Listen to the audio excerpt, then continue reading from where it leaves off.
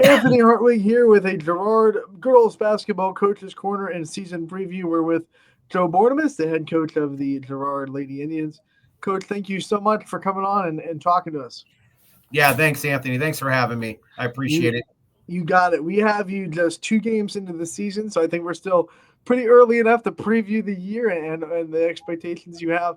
First, talk about some of the lessons that you think the returning players are going to learn from last year and some of the things that you hope that you grow in from last year to this year. Anthony, we're still relatively a young basketball team here. We had, with Melito last year as a 4-year veteran for us, she really gave us a lot of good leadership on the floor. With her gone now, that void is hard to find sometimes with young girls as far as leaders. That was a concern of ours. Even though they got quality minutes last year, besides Mackenzie White, we wanted to make sure that we had some girls that were going to come back and be leaders. And, after last night's game against Ridge, there was some eye-opening things that appeared to, me and my staff. Coach, let's talk about the roster and get to know these players that you do have on your team and shout out the big names that we're going to see on the court this year for Girard. Well, we got Mackenzie White coming back. She's our only senior, along with a girl by the name of Alexa Jones. Those two, Mac was a big part of our success last year. She's banged up a little bit right now. She's out with a little bit of an ankle injury. We're hoping to have her back for league play starting on Monday. She just went through a big rehab, and we got the green light that as long as she feels good, she's able to go. So, we rely on her a lot. She's really a nice player. We got Allie Gassman back, who's a letter winner for us, a second teamer. She's back with us. We got Brooke Perry back with us, who is a letter winner. Gianna Schubert, another letter winner. Young girl, still sophomore. Kaylee Wilkes, sophomore, letter winner. Ivory Hewitt, sophomore, letter winner. So, these girls, we still keep thinking they're only 15 years old. They played a lot for us last year, and, we're going to rely on them again this year. Yeah, you go through those names, letter winner, letter winner, letter winner, letter winner. I mean, you might be young age-wise, but you're not young experience-wise. What's that do for you as a coach and a coaching staff to be able to put these girls in situations where you know that you can trust them because they've been there before? Yeah, it all starts with our practices, Anthony. Our practices, with this being my second year, we still try to do the same things teaching-wise in practice, and you could see how much more easier it is for us to teach it this year. Even though they're only sophomores and juniors, they understand our terminology on what we're trying to preach.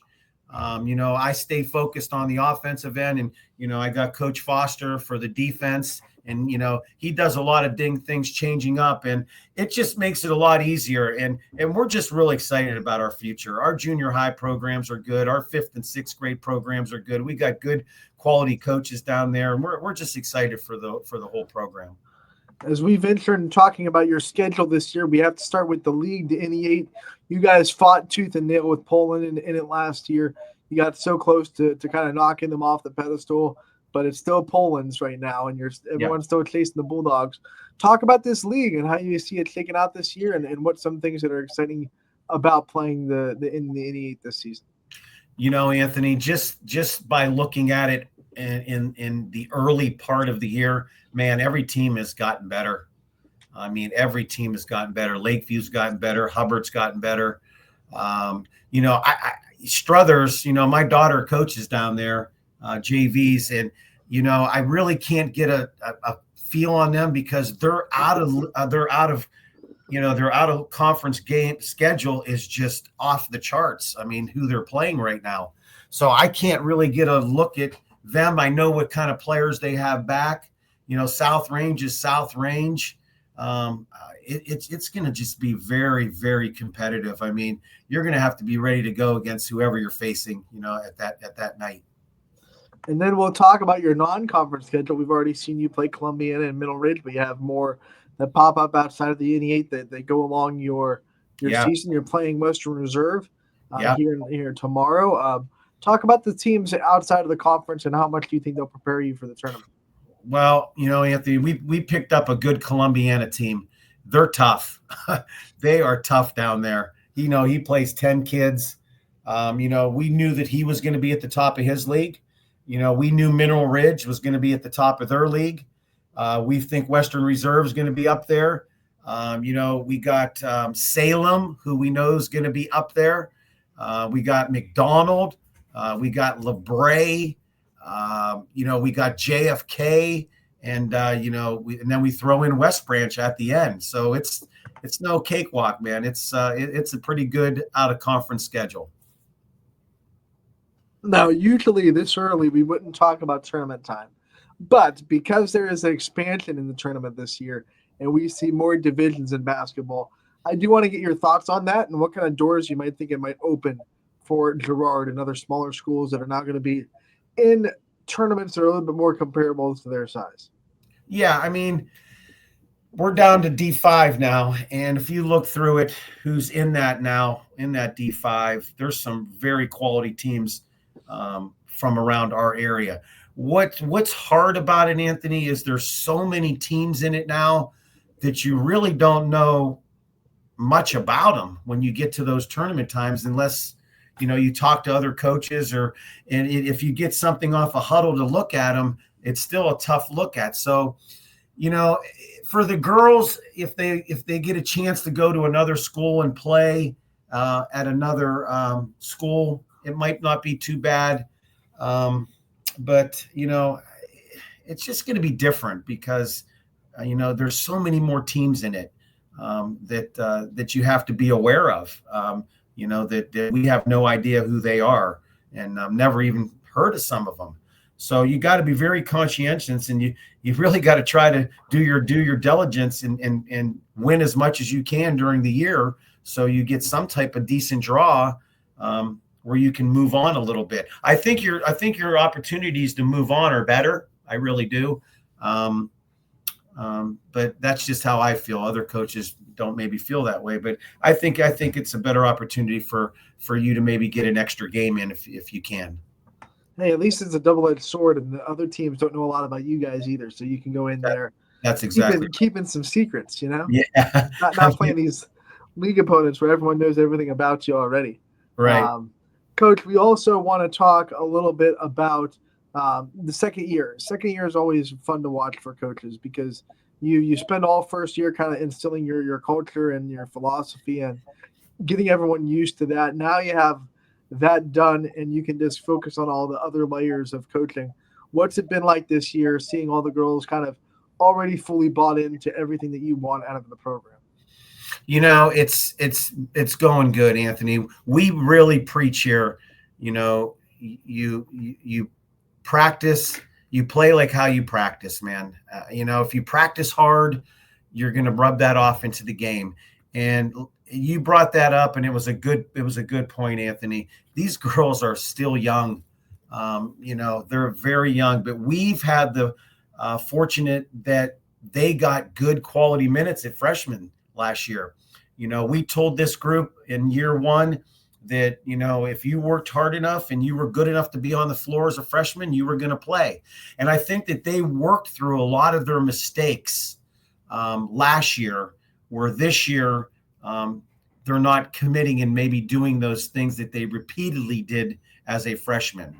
The practices, when you have another year under your belt and you're staying with your same program and staying with your same philosophies, the girls, they buy into it. They buy into it, and that's what we're getting now. We got junior high girls calling me, texting me, Coach, can we go on the bus? We want to ride the bus with you and go to the games and stuff like that. We didn't have that last year. So, we like to see that excitement with our whole program. Coach, we never end these season previews without giving you the chance to talk about your staff and the people that are working with you in this program from the bottom up. We know you're with a lot of great people, and there are a lot of people working hard to make Girard girls basketball what it is. So talk about the people that are working with you to make it great. I think it starts, with our, our schools, our principals, our athletic director, our athletic director, Nick, it's all about the kids, man. I mean, if there's gym time and you can get in the gym with your kids, he's all about it. I mean, he's all about it.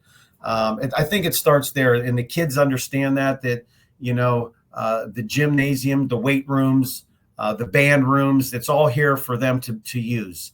And, these doors here at Girard are very seldom closed to kids not being able to come in and get some work done. So that starts up there, and that we give a good big prop out to that.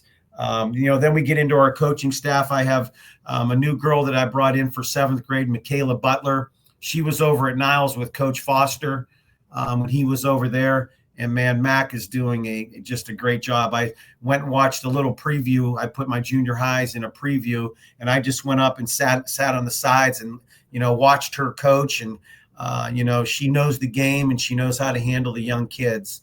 So we're excited about her. Jimmy Kagi is back as my 8th grade coach, and Jimmy's our softball coach here, and the girls know him. They like him. He does a great job with our junior high. I got Lindsay Durkin back as my JV coach. Lindsay was with me last year. I got Doug Foster. Coach Foster is we're so happy to have him here, still with us on the defensive end and a lot of other things. What he brings to this program is just off the charts behind the scenes. And then Phil Gaston is helping us out too as a volunteer. So we got kind of basically the same nucleus back, and that's what I wanted. I wanted to keep that bond of the staff together, and I think the girls appreciate that also. Sure, you're happy to have Doug Foster on your side after coaching against him for a lot of years on the boys' side. So yeah, you gotta be happy to have him on your team, right? we played against each other also, Anthony. So we've known each other since we were in grade school. So it's always good to have a person like that we can sit in this room of ours right here, and we can talk about basically anything, whether it's family stuff, sports stuff, whatever. So it's good to have him around.